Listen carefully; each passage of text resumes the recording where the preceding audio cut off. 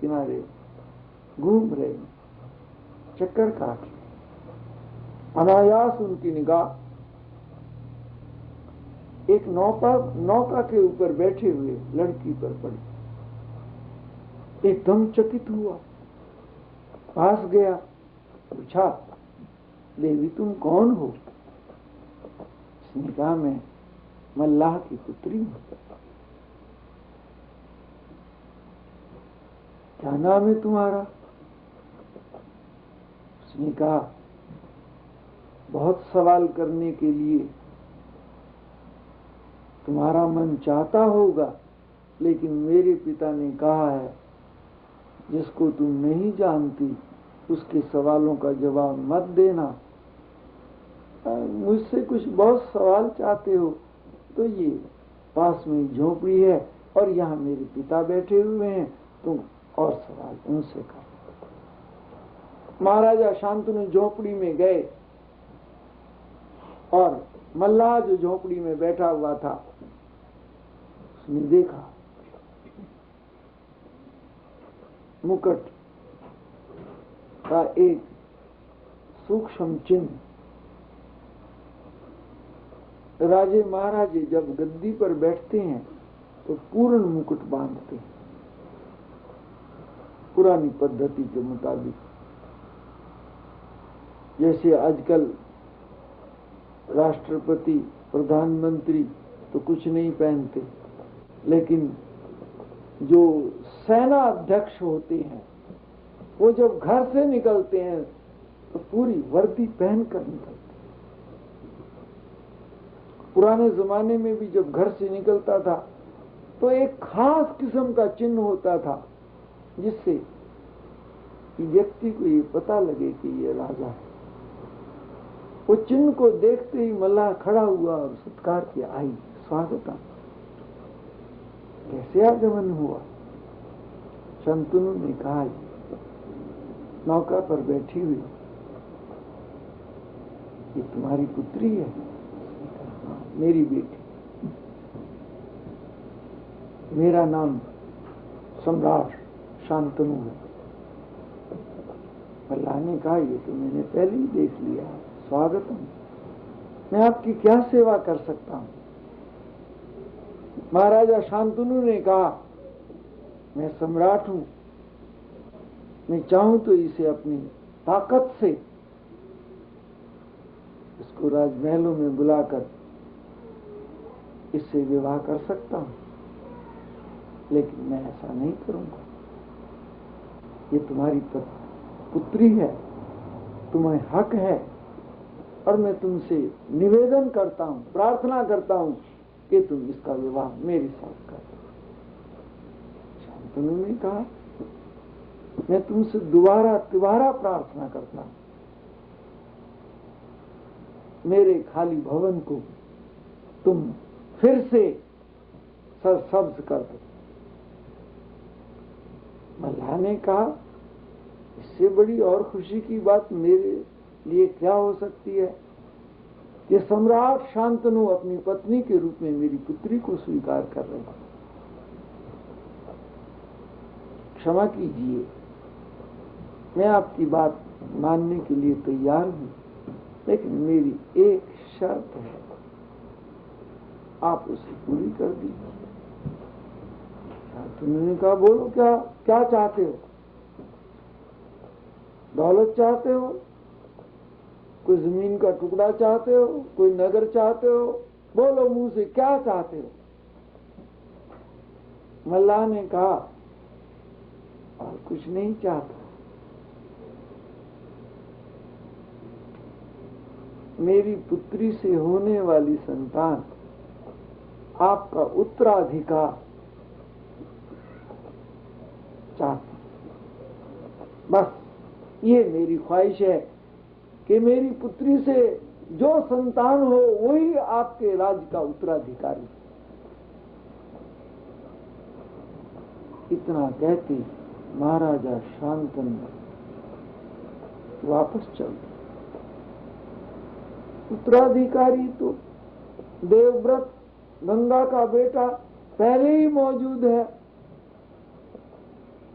तो इस परंपरा की रीति है, जो सबसे बड़ा होता है वो राज्य का उत्तराधिकारी होता है, वो तो पहले ही। और फिर सब तरह से योग,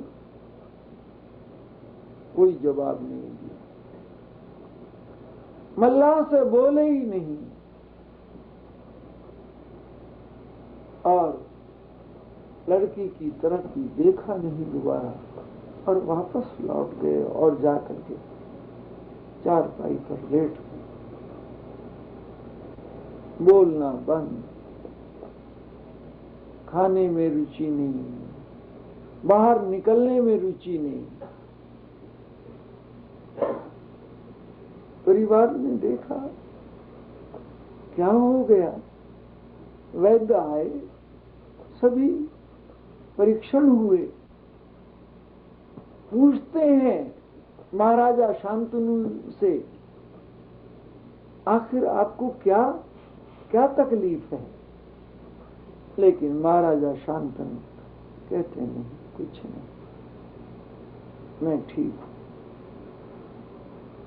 लेकिन मन की बात नहीं बदली। धीरे धीरे धीरे धीरे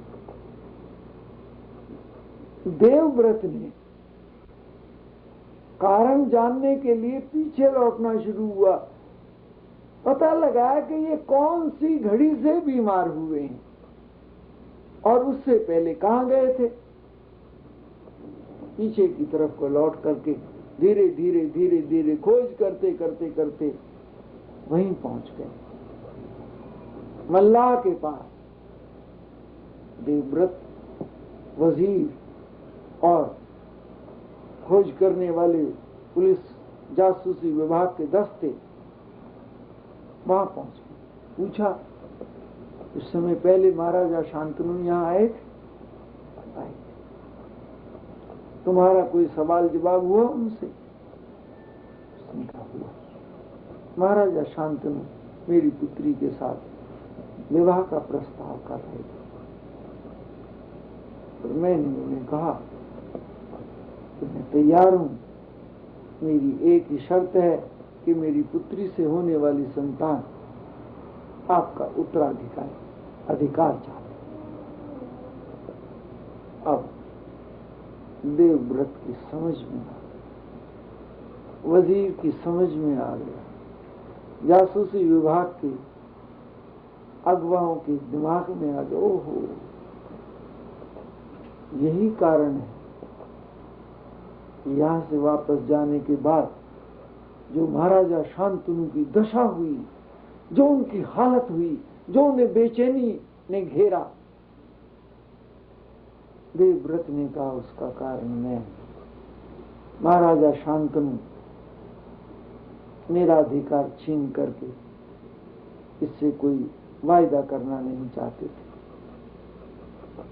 महाराजा शांतनु ने अपने कर्तव्य का पालन किया। देवव्रत ने कहा कोई बात नहीं, मैं तुझे लिख कर दे देता हूं कि मैं राज नहीं करूंगा और तुम्हारी पुत्री से होने वाली संतान इस राज का उत्तराधिकारी बनेगी, मैं लिख कर दे देता हूं। उसने कहा आप लिख कर तो दे दोगे, लेकिन जब समय आएगा, अरे लिखा हुआ कोई गद्दी पर थोड़ी बैठता है, हुकूमत तो उसकी है जिसके हाथ में ताकत। अब भी बड़े शक्तिशाली नजर आते हैं, आपका मुकाबला इस वक्त भी कोई नहीं है। और आज तो आप लिख कर दे देंगे, लेकिन अभी तो विवाह होगा, फिर संतान का जन्म होगा। अब तो इतने वर्षों में तो ये लिखे हुए सब पुराने पड़ जाते हैं। फिर आप अगर व्रत का पालन भी कर गए तो आप जैसे समर्थ के होने वाली संतान वो छीन लेगी, आपका उसका कोई मुकाबला नहीं होगा। अब उसके तर्कों ने एक ऐसा जाल बिछा दिया, और देवव्रत वहां से जाना नहीं चाहते थे। महाराजा शांतनु जो चाहते हैं वो हो जाए, और जोर जबरदस्ती करना नहीं चाहते थे। मल्लाह से देवव्रत ने कहा, फिर तुम क्या चाहते हो? तुम बताओ, मैं क्या कर सकता हूं जिससे तुम्हारी संतुष्टि हो? उसने कहा, अगर आप विवाह नहीं कराएंगे तो आप भी इस राज्य को लेने में दिलचस्पी नहीं रखेंगे कि लेकर के आखिर में दूंगा किसे? तुम्हारे आगे कोई नजर नहीं आएगा, कोई रास्ता नजर नहीं आएगा, तो तुम अपनी प्रतिज्ञा को पालन करोगे, राज को कभी छीनोगे नहीं, और फिर आपसे आपका विवाह नहीं होगा तो आपकी संतान नहीं होगी, तो आगे लड़ाई झगड़े भी नहीं होंगे। आप अगर ये, उसने कहा, बस इतनी सी बात है।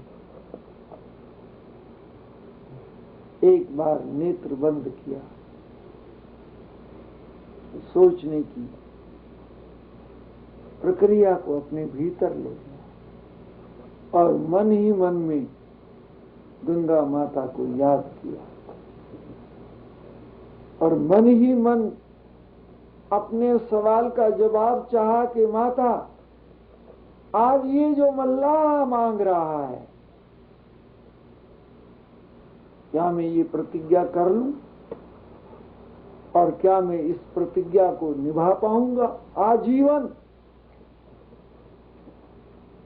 नेत्र बंद करके वही मल्लाह के पास खड़े हुए तो गंगा ने उसे मानसिक दर्शन दिया और दर्शन देकर कहा, अरे देवव्रत, अपने पीछे झांक, लौट, उलट करके पीछे चल, देख तू कौन है।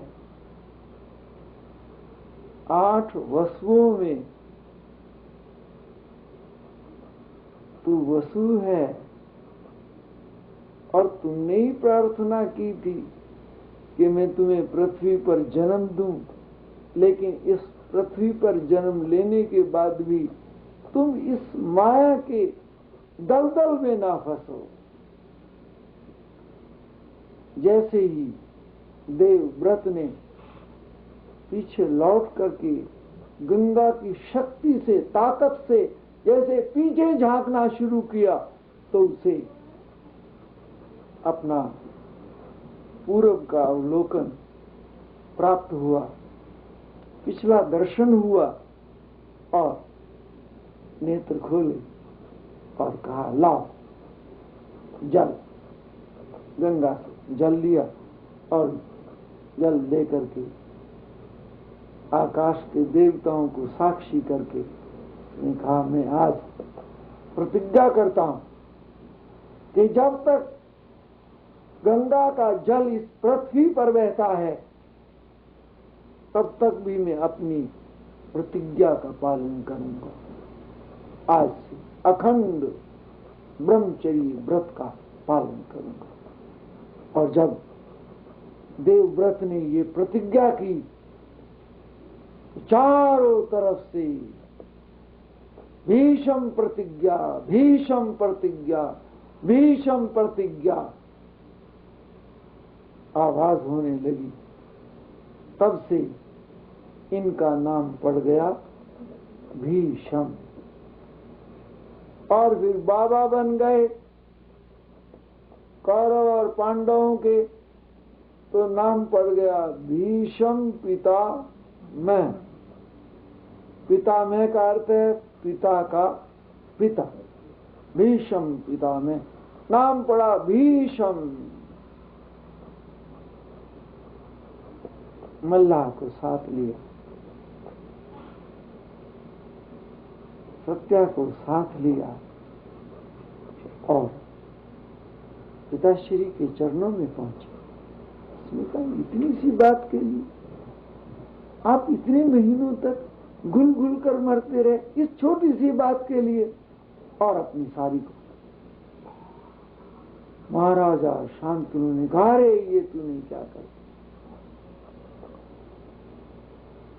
मुझे एक दुविधा से निकालने के लिए दूसरी दुविधा में डाल दिया मेरे लिए।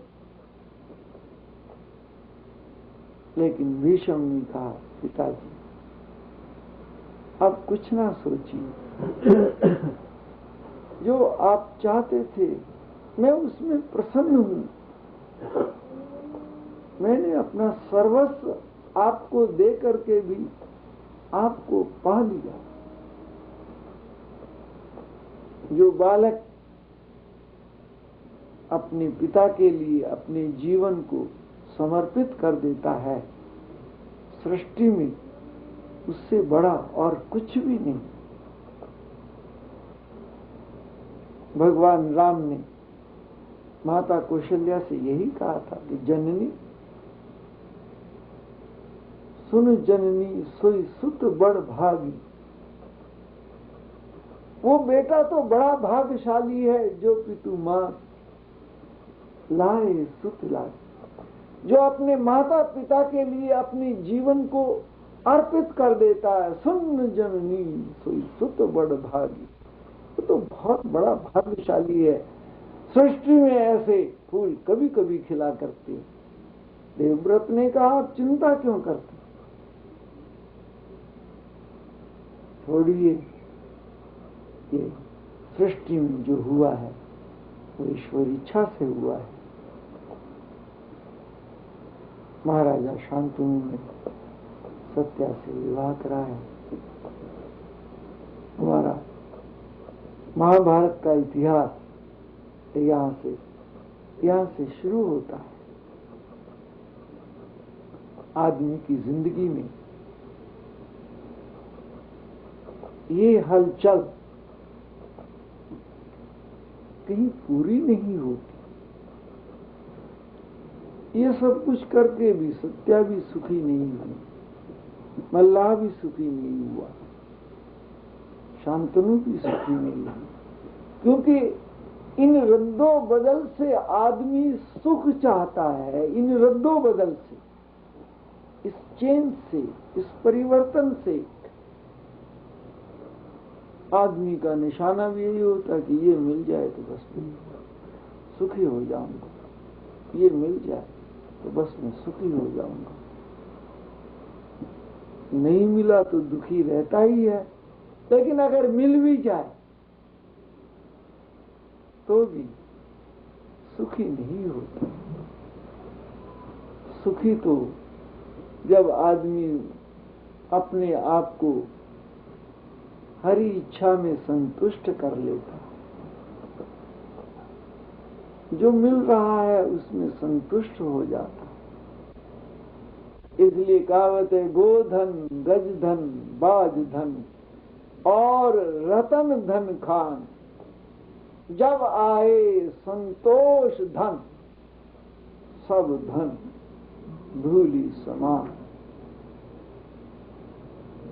दुनिया में कुछ भी मिल जाए, लेकिन अगर संतोष नहीं आया तो मंजिल फिर वहीं खड़ी रहती है। जन्म क्यों होता है? फिलॉसफी कहती है कि जन्म का कारण जो हम चाहते हैं वो हमें जिंदगी भर मिलता नहीं है, और मरते वक्त तक जो मिला है उसमें हम संतुष्टि को प्राप्त नहीं होते। हमारी चाह नहीं भरती। हमारी चाह ना भरने के कारण अगला जन्म होता है। अगले जन्म में भी वो चाह नहीं पूरी होती, फिर जन्म होता है।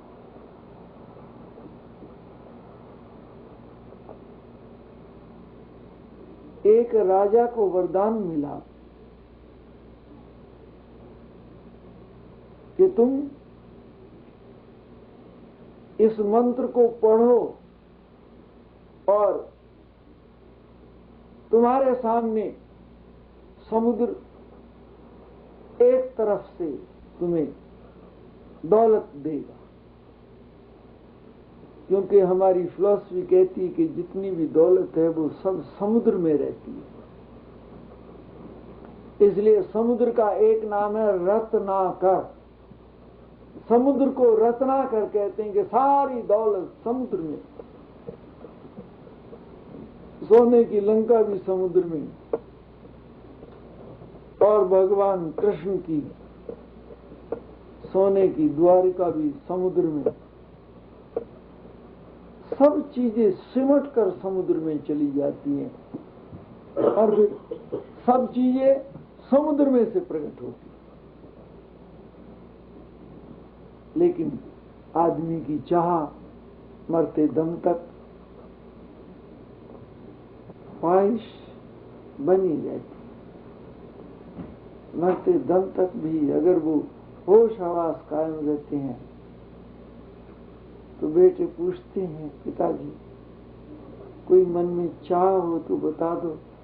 जैसे आजकल भी ये रिवाज है कि जब किसी कैदी को, किसी सजा याफ्ता को मौत की सजा होती है तो उसे पूछते हैं मरने से पहले कि तेरे मन में कोई कामना हो तो बतला दे। आज भी सारी दुनिया में एक रिवाज है।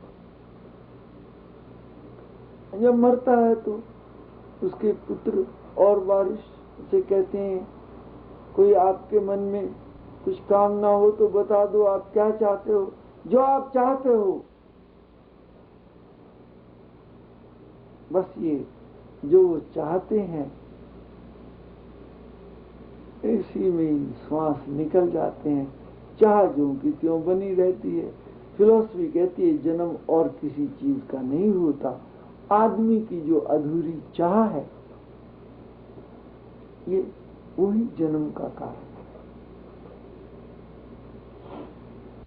और ये सिलसिला एक लगातार चलता रहता है। पूर्णता की फिलॉसफी हमारी कहती है, चाह गई चिंता मिटी, मनवा बेपरवाह, जिनको कुछ नहीं चाहिए सोई शहंशाह। हम तो खुदा थे अगर चाह ना होती बीच। कहते स्वामी राम तीर्थ एमए पास किया और कॉलेज में प्रोफेसर लग गए तो उनके सब काम इस तरह थे कि उन्हें जानने वाले कहते थे ये समझ नहीं आती कि ये पागल है या बहुत समझदार है। क्योंकि जब उन्हें तनख्वाह मिलती तो उसमें से थोड़े से